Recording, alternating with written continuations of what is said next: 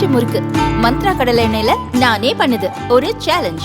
உங்களால இந்த மாதிரி முறுக்கு செய்ய முடியுமா? மந்த்ரா கடலை எண்ணெயில முறுக்கு செஞ்சு பாருங்க. ஓகே.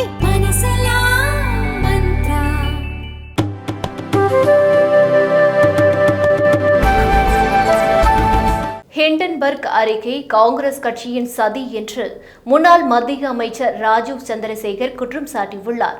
பங்குச்சந்தை ஒழுங்குமுறை வாரியமான செபியின் தலைவர் மாதவி புரி புஷ் மற்றும் அவரது கணவர் தவல் புஷ் ஆகிய இருவரும் அதானி குழுமம் தொடர்புடைய நிறுவனங்களில் பெரும் பங்குகளை கொண்டிருந்தனர் என்றும் இதன் காரணமாகவே அதானி குழுமம் தொடர்பாக எந்த நடவடிக்கையும் செபி எடுக்கவில்லை என்றும் அமெரிக்காவைச் சேர்ந்த ஹிண்டன்பர்க் நிறுவனம் நேற்று முன்தினம் அறிக்கை வெளியிட்டது.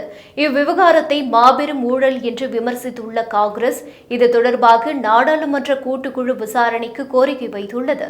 இந்த சூழலில் ஹிண்டன்பர்க் அறிக்கை காங்கிரசின் சதி திட்டம் என்று பாஜக தலைவர்கள் விமர்சித்து வருகின்றனர். அந்த வகையில் ஹிண்டன்பர்க் அறிக்கை குறித்து பேசிய முன்னாள் மத்திய அமைச்சர் ராஜீவ் சந்திரசேகர் உலகின் வலுவான நிதி கட்டமைப்பையும் வேகமாக வளரும் பொருளாதாரத்தையும் கொண்ட நாடான இந்தியாவின் வளர்ச்சியை சீர்குலைக்கவும் குழப்பத்தை ஏற்படுத்தவும் ஹிண்டன்பர்க் இந்த அறிக்கையை வெளியிட்டுள்ளது. செபி மீது ஹிண்டன்பர்க் நடத்தியிருக்கும் இந்த தாக்குதலில் காங்கிரசும் கூட்டு.